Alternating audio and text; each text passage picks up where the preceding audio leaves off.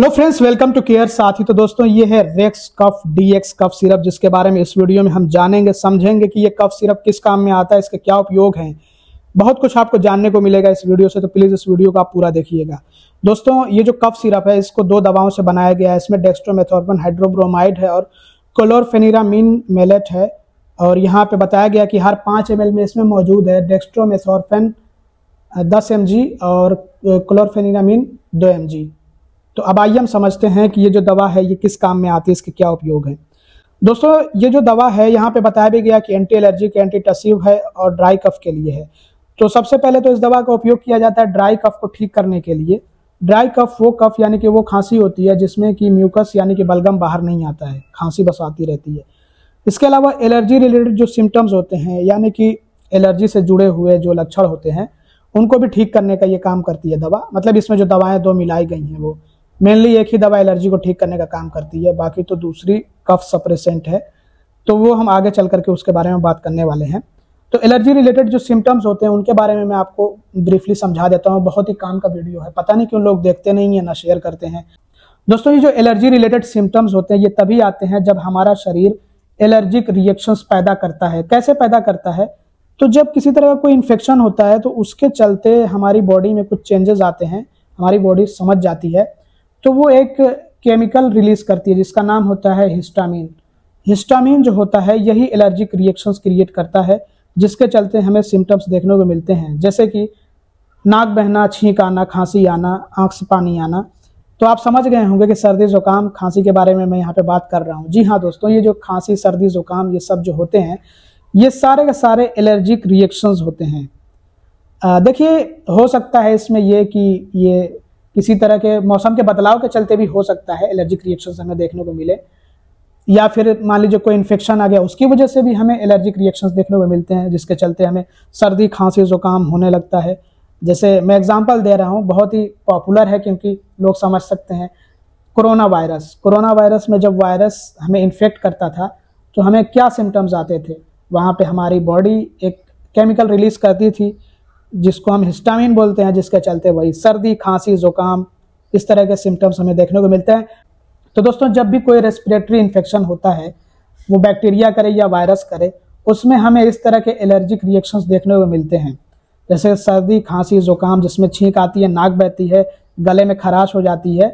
तो ये आमतौर पर आप देखते होंगे कि सर्दी जुकाम में होता है।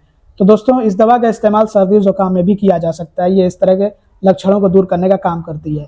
तो इससे आप ये समझ सकते हैं कि कोल्ड सिम्टम्स यानी कि जो सर्दी जुकाम के जो लक्षण होते हैं उनको भी ठीक करने का काम करती है ये दवा, या फिर हम कहें कि ये सिरप। मेनली इसमें दवाएं ही तो मिलाई गई हैं, तो वही दवाएं ठीक करती हैं।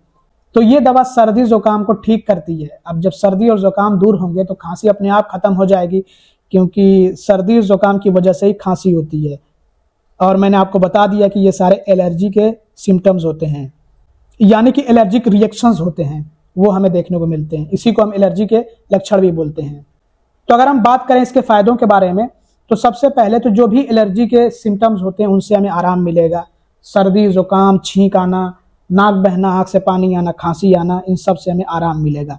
नींद अच्छी आएगी, क्योंकि इसमें एक दवा है एंटी हिस्टामिन, जिसका साइड इफेक्ट यही होता है कि वो अच्छी नींद लाने में मदद करती है दवा।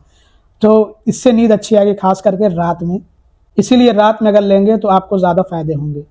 बात कर लेते हैं कि ये दवा कैसे काम करती है। तो बहुत ही सिंपल फॉर्मूले पे ये दवा काम करती है। इसमें जो दो दवाएं मिलाई गई हैं, एक तो है डेक्स्ट्रोमेथोर्पन। तो ये दवा क्या करती है कि ये कफ सप्रेसेंट है, ये कफ को ही रोकने का काम करती है।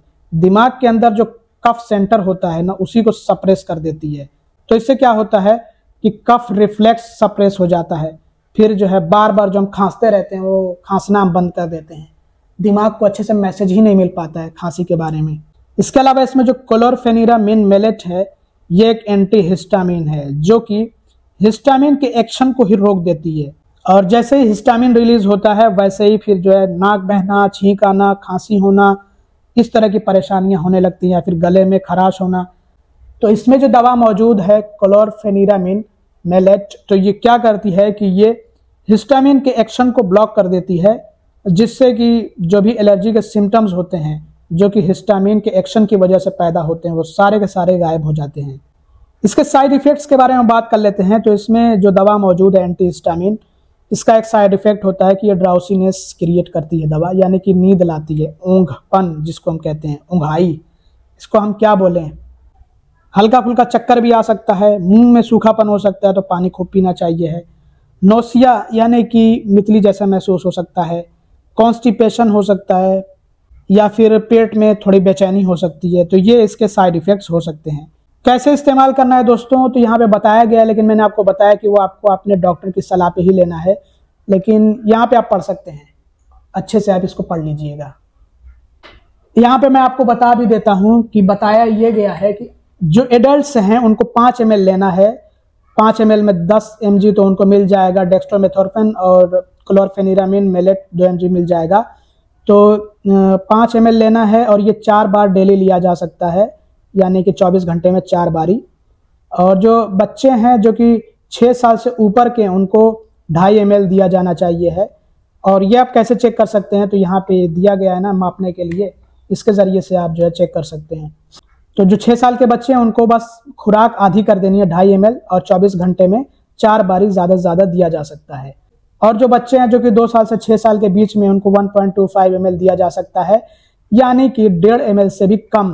1.5 ml से भी कम का मतलब यह है कि 1 ml और जो है 1 ml का चौथाई, यानी कि 1.25 ml दिया जा सकता है। एक जो चम्मच होता है टी स्पूनफुल, उसके चौथाई देना होता है, और ये भी दिन में ज़्यादा से ज़्यादा 4 बारी दिया जा सकता है। दिन का मतलब ये है कि 24 घंटे में। तो इस तरह से इसका उपयोग किया जा सकता है। कुछ सावधानियों के बारे में बात करें तो नींद आए तो देखिए आपको हैवी मशीनरी वगैरह नहीं चलानी है, ड्राइविंग वगैरह से बचना है, एल्कोहल वगैरह कंज्यूम नहीं करना है। जो महिलाएं ब्रेस्ट फीडिंग करा रही हैं या फिर प्रेग्नेंट है, उनको ये दवा लेने से पहले अपने डॉक्टर से कंसल्ट कर लेना है। तो ये सावधानियां बरतनी चाहिए हैं। तो दोस्तों ये थी पूरी जानकारी racks cough DX cough syrup के बारे में। अगर आपको आपके डॉक्टर ने ये सिरप प्रिस्क्राइब किया है या फिर इसी फॉर्मूले का सिरप प्रिस्क्राइब किया है, तो आप इसको परचेस कर सकते हैं अपने यहाँ के लोकल मेडिकल स्टोर से, या आप चाहें तो ऑनलाइन भी परचेस कर सकते हैं। लिंक आपको डिस्क्रिप्शन में, पिन कमेंट में मिल जाएगा। बाकी इस वीडियो में इतना ही। Thanks for watching, bye bye.